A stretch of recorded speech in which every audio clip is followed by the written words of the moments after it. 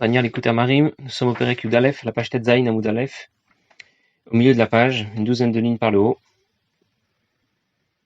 V'achakar gover bo atov, la ligne qui commence par Umtameo, v'achakar gover bo atov. Dans ce Perek, nous parlons du rachat. Nous avons commencé à parler du rachat avec Tovlo, nous avons expliqué pour l'instant comment se définit le rachat avec Tovlo. Il a encore du bien en lui, qu'est-ce que ça veut dire? Ça veut dire que le bien qui est en lui est en activité. Je vais essayer de reprendre comment définir Tzadik, Racha et Benoni, dont nous allons parler dans le Perek suivant. Maintenant, Zaken regarde ce qui se passe à l'intérieur de chacun de ces personnages.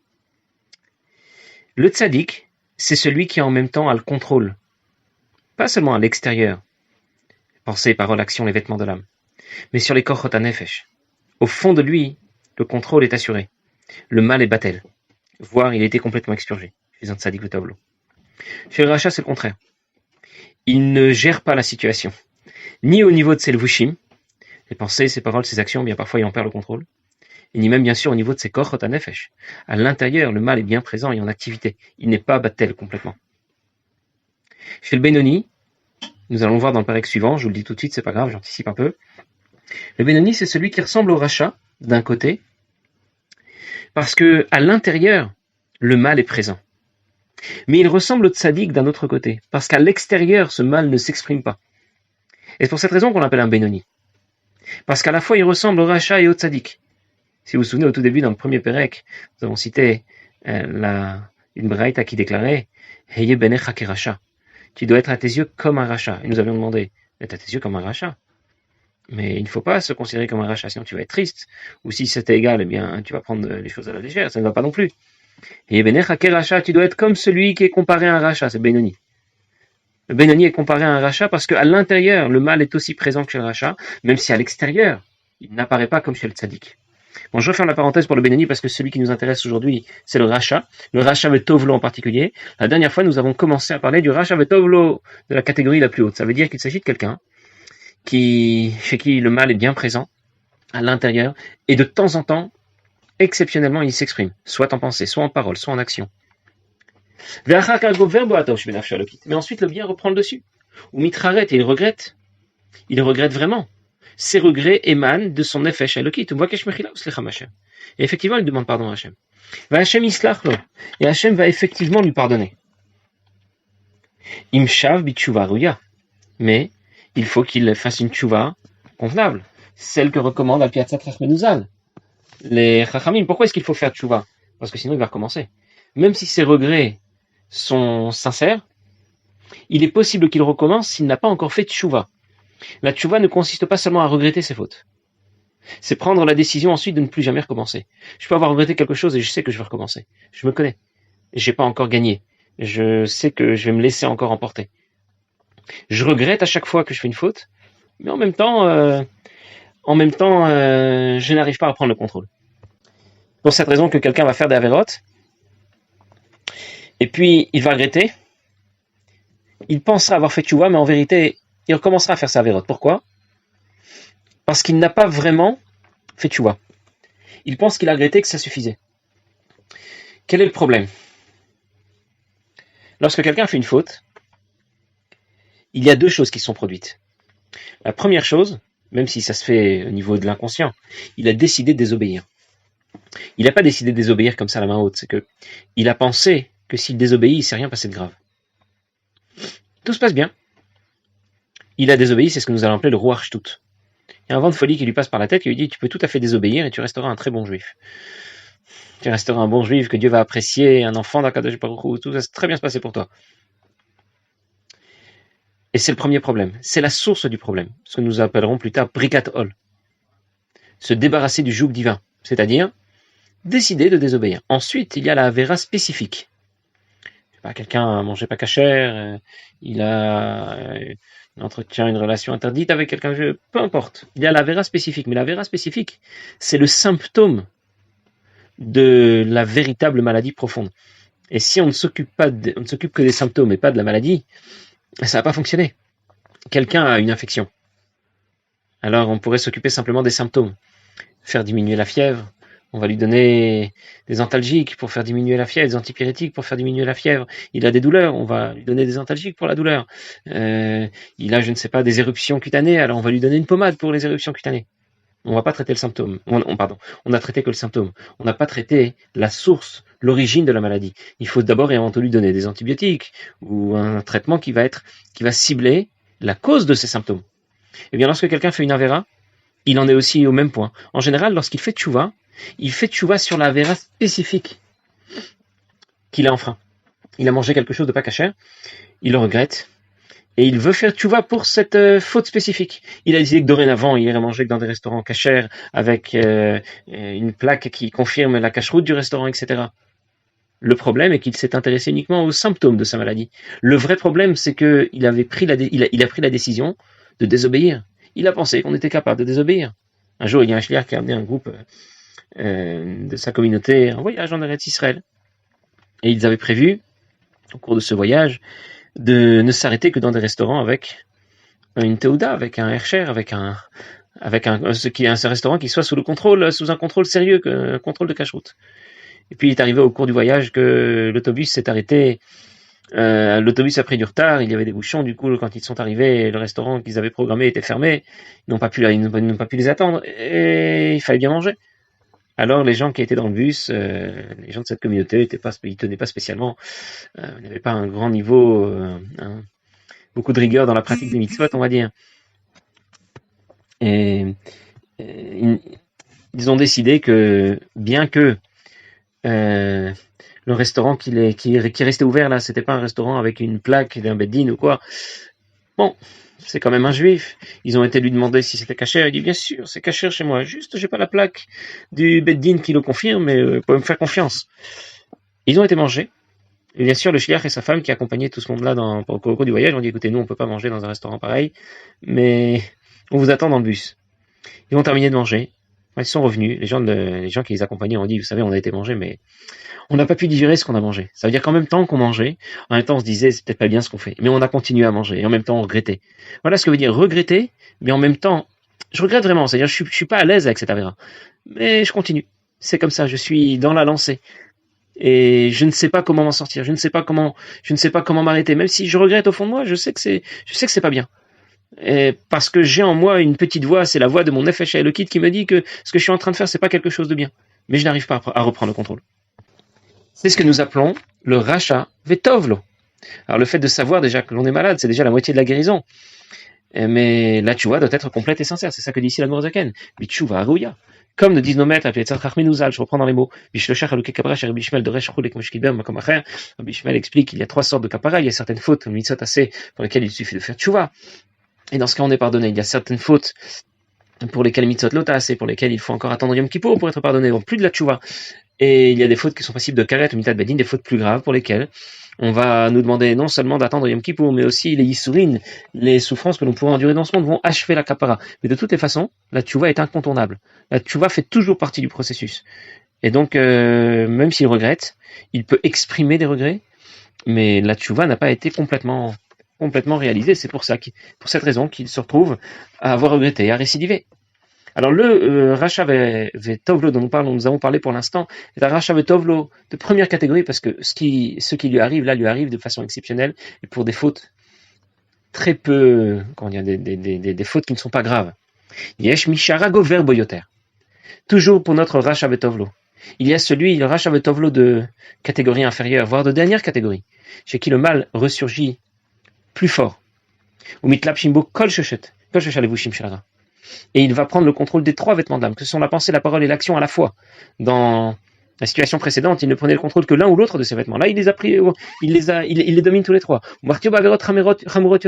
Et les fautes qu'il lui fait commettre sont beaucoup plus graves. Et à un rythme beaucoup plus régulier. Arben Taim Mitraret. Et entre deux, il regrette. Vous voyez ce que dit la Nourazaken. Il pense faire tchouva. Ça veut dire quoi? On ne dit pas qu'il fait tchouva. Il fait pas tchouva, puisqu'il va recommencer. Il pense faire tchouva. Il voudrait bien faire tchouva. Vraiment, il regrette, mais il n'y arrive pas. C'est plus fort que lui. Mais d'où lui viennent ses regrets? Nous, on aurait pu dire, voilà, tu vois bien que ses regrets sont pas sincères. Pas du tout, ses regrets sont sincères parce qu'elles viennent de son nefesh Elokit. Le fait qu'il va flancher et que ça va de nouveau mal tourner un peu plus tard vient de son effet Shabamit. Ça ne veut pas dire que son effet Elokit n'était pas sérieux lorsqu'il le regrettait. Il le regrettait vraiment, mais il n'a pas encore pris le dessus sur son effet Shabamit. D'où lui viennent ces Rour et Tchouva, cette idée de faire Tchouva, ces regrets. Prinatatov chez Benafsho. Ça lui vient du côté positif qui est en lui chez Gabriel Tzad Ben Taïm, qui reprend le dessus entre temps. C'est comme celui qui déclarerait qu'il jeûne tous les jours. Tous les jours il jeûne. Il dit bon, vraiment, tous les jours tu jeûnes? Oui. Je jeûne entre 2h et 6h. Et ensuite, je recommence à jeûner entre 8h du soir et 7h du matin. Et ensuite, je jeûne entre 8h du matin et midi. Il jeûne entre les repas. Ou il y a même celui qui va dire, je jeûne entre les plats du même repas. Ça veut dire, il n'a pas vraiment jeûné. Et concrètement, il n'a pas mangé. Et de la même façon, quelqu'un va répéter des fautes, répéter la prise de contrôle du nefesh abamit sur le nefesh sur le corps contre le nefesh alokit plusieurs fois dans la journée, même si à chaque fois il va vraiment le regretter. Et lâcher en le idgavut kolkach l'ensartara d'ifrosh mechatav. Même si le bien refait surface, il n'a pas suffisamment de force pour vaincre le mal et faire qu'il se débarrasse complètement de ses fautes, les gamrer complètement, liot, modé veozev, afin de reconnaître et d'abandonner ses fautes. C'est pour ça que nos maîtres ont dit Rechaim melim charatot. Les Rechaim sont pleins de regrets. J'aimerais voir Rechaim. La plupart des Rechaim sont dans cette catégorie. Ils font d'Averot, ils font aussi beaucoup de mitzvot. Il y a encore du bien en eux. C'est-à-dire qu'un Racha se définit pas, comme on l'aurait compris, selon la Lacha, selon le Din. Racha, c'est celui qui n'arrête pas de faire d'Averot. Ici, nous regardons la définition plus profonde d'un rachat. Un rachat, c'est quelqu'un pour qui faire une faute, ce n'est pas moufrar. C'est pas impossible. C'est une éventualité envisageable. Alors, c'est une éventualité qui s'envisage une fois tous les 70 ans, une fois tous les 7 ans, une fois tous les 7 jours, les 7 secondes. Ça ne change rien. D'autres mots, c'est quelqu'un qui n'est pas fiable, qui est dans une situation instable. Il peut basculer d'un moment à l'autre. Alors, il y a celui qui bascule tous les 70 ans. Il y a celui qui bascule tous les 7 secondes. Mais ils se ressemblent tous les deux parce que le mal peut les faire basculer. Ils n'en sont pas au point où le mal ne peut plus les faire basculer. Nous dirons plus tard que le Benoni, pour lui, c'est moufrar, même si le mal est vraiment en pleine puissance. Mais il n'est pas envisageable qu'il puisse prendre le contrôle un seul instant. Chaque fois qu'il va essayer, et il essayera, notre Benoni le repoussera. Pour comprendre comment les choses se passent pour notre rachat, il y avait un mashpia, Rabbi Shlomo Chaim Kesselman, qui avait l'habitude de donner l'exemple pour comprendre ce qu'un Benoni, ce qu'un rachat. Donner l'exemple d'une montre. Lorsqu'une montre fonctionne, qu'elle ne tombe jamais en panne, ça va très bien. C'est une montre fiable. Elle peut donner l'heure. Mais il y a parfois des montres qui systématiquement, tous les jours, vont prendre quelques secondes de retard. Il y a un moment dans la journée où cette montre s'arrête, puis après elle redémarre. Et puis il y a une autre montre qui va connaître ce genre de panne, mais seulement une fois tous les 6 mois. Et puis il y a une montre qui va connaître ce genre de panne seulement une fois par an. Dans tous les cas de figure, cette montre n'est pas fiable. Parce que qui dit que la panne n'est pas justement arrivée au moment où je suis en train de la regarder? Donc même si cette montre fonctionne 364 jours de l'année, mais il arrive le 365e jour de l'année qu'elle tombe en panne, j'appellerais cette montre une montre qui n'est pas fiable. Une montre qui n'est pas capable de me donner l'heure exacte. Parce que peut-être que ce 365e jour, c'est aujourd'hui. Eh bien, c'est ce que nous déclarons au sujet de notre rachat. Notre rachat, c'est peut-être quelqu'un qui apprend la Torah, qui pratique les mitzvot, et qui ne commet jamais de averot. Mais c'est possible qu'il commette des averot. Ça pourrait lui arriver. Ça lui arrive de façon exceptionnelle, moins exceptionnelle, mais ça peut arriver. Eh bien, puisque c'est possible, ça s'appelle une montre en panne. Ça s'appelle que son système n'est pas fiable. Son système est sujet aux pannes, il est capable de faire des averot. Notre objectif sera donc d'éviter ce roachtout, qui vient nous faire croire que tu peux faire des averot, tu restes un bon juif, tout se passera bien pour toi. Alors bien sûr, notre nefesh abamit sait que nous avons des lignes rouges. Et c'est justement là le problème. C'est que pour chacun d'entre nous, il y a des choses qu'on serait prêt à faire et des choses qu'on n'acceptera jamais de faire. On va proposer à un juif de se rendre dans une église, de faire avodah zara, de dire dans tous mes passages, je peux manger pas kasher, je peux faire ce que tu veux, pour d'autres ça va être de se marier avec une goya ou un goy, tous mes passages, voilà. Il y a toujours des lignes rouges. Et c'est justement là notre problème. C'est que nous pensons qu'il y a des choses qu'on peut se permettre, il y a des avérotes qu'on peut se permettre de faire. On n'a pas encore franchi la ligne rouge. Et il y a des avérotes pour lesquelles, là, non, ça, il faut absolument pas le faire parce que là, ça voudrait dire que tu aurais franchi la ligne rouge. Et c'est là l'erreur. Il n'y a pas de ligne rouge. Toutes les avérotes sont des lignes rouges. Parce que chaque fois que je désobéis, j'ai basculé du côté des Shalosh Klipot Atmeot. Je me suis détaché d'Akadosh Baruch Hu. Et c'est ce que veut faire Amalek. Amalek est un concept qui veut nous faire distinguer ce que nous avons compris de ce que nous avons ressenti. Amalek, ça vient du mot ou malak être au chaud. La mlika, c'est l'opération qui consiste à séparer la tête d'un volatile de son corps lorsqu'on a l'offrir en korban. Séparer les têtes du corps, qu'est-ce que ça veut dire dans Avodat Hashem? Et c'est l'idée d'Amalek. Le concept d'Amalek, ça veut dire quoi? Je sais que Dieu existe. Je sais qu'il faut lui obéir. Mais en même temps, je pense que lorsque je vais faire telle et telle chose, ça va quand même bien se passer pour moi. En d'autres mots, apprends ce que tu veux. Fais les mitzvot que tu veux, mais ne le prends pas trop à cœur. Laisse un peu courir les choses. Il y a des choses pour lesquelles tu peux lever un peu le pied, qui ne sont pas si graves que d'autres. Il y a des différences entre les mitzvot, etc. Voilà ce que recherche Amalek. Et nous, bien sûr, nous ne devons pas tomber dans le panneau. Nous devons savoir que toute la avérote nous détache d'Akadosh Baruch Hu de la même manière. D'où vient le mot avera? Avera, ça veut dire faire passer. Les avir. Qu'est-ce que j'ai fait passer? Eh bien, j'ai fait passer l'énergie appartenant à la Kedusha, l'énergie de mon Nefesh Elokit. Cette fois, je l'ai fait passer du côté des Klipot, du côté du mal. Je vais essayer de dire les choses encore différemment.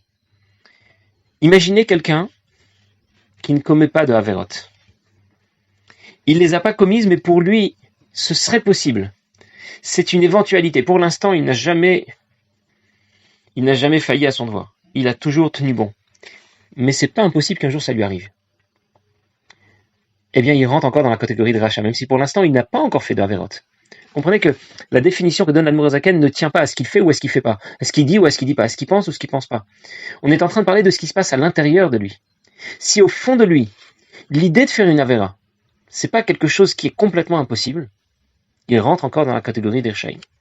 Alors il nous reste à voir le Racha Veralo, Misheno Mitraret Leolam Ben Baim Lo Tshuva, quelqu'un qui ne regrette rien.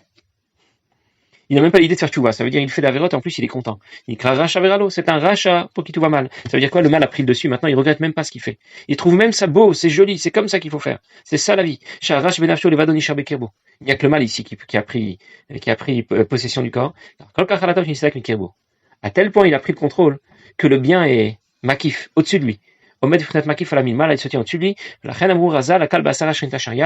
Lorsque 10 personnes sont réunies, la shrina se trouve présente. Ça veut dire que le bien n'a même plus sa place à l'intérieur, il est là, mais il n'agit plus que de l'extérieur. Quand on dit qu'il est là et qu'il agit de l'extérieur, ça ne veut pas dire qu'il n'a plus d'effet ni d'impact. Le bien est toujours capable de reprendre sa place, même si pour l'instant il a été expurgé et se trouve à l'extérieur du système. Il y a un jour l'un des Gabaïm de l'Admour Zaken qui allait récupérer les fonds que l'Admour Zaken demandait pour la tzedaka pour soutenir les Juifs d'Eretz Israël, était un jour revenu avec la liste de ceux qu'il devait rencontrer, combien ils avaient donné, etc. Et l'Admour Zaken a remarqué que l'une des personnes qui se trouvait sur la liste n'avait pas été contactée et donc n'avait rien donné. Il a demandé au Gabaï pourquoi il l'a pas contacté. Il a expliqué que ce chassid avait abandonné Torah Mitzvot et il ne participait donc plus au minyan. Les chassidim devant son comportement si mauvais, l'avait prié de ne plus venir au minyan. L'Admour Zaken leur a dit c'est une erreur que d'avoir procédé comme ça. Il faut lui demander de revenir au minyan. Il faut au contraire l'intégrer au minyan. Et c'est de cette manière qu'il pourra revenir vers la Torah et vers les mitzvot. Parce que le seul fait de se trouver présent avec 10 juifs, en présence de 10 juifs, aura un impact sur lui. À Kalbasarat Shrintachar, la Shrina se trouve là où il y a 10 juifs. Ça peut être 10 bébés dans une maternité, ça peut être 10 personnes qui sont en train de jouer au foot, 10 juifs en train de jouer au foot, 10 juifs en train de jouer aux cartes, les 10 juifs sont là, et la Shrina se trouve là, et ça a un impact positif sur leur comportement. C'est pour ça que c'est tellement important, là dans lequel on en parlera plus tard dans Geret HaKodesh, combien c'est important lorsqu'on est à la synagogue au moins, en présence de 10 personnes, et bien qu'on ne fasse pas honte à Kadosh Baruch Hu qui est présent, qu'on s'intéresse à lui un peu, qu'on lui parle, et qu'on ne soit pas en train de parler entre nous. Voilà pour notre Racha Veralo. Et le tzaddik nous intéresse pas plus que le rachat, celui qui nous intéresse c'est le Benoni, et c'est de lui dont nous allons parler à partir du Pérek Yubet. Nous allons enfin arriver au sujet qui nous intéressait, c'est-à-dire définir ce qu'est un Benoni, et bien sûr ensuite Admour Zaken nous expliquera comment le devenir. Je vais laisser ça pour la prochaine fois. Bonne journée.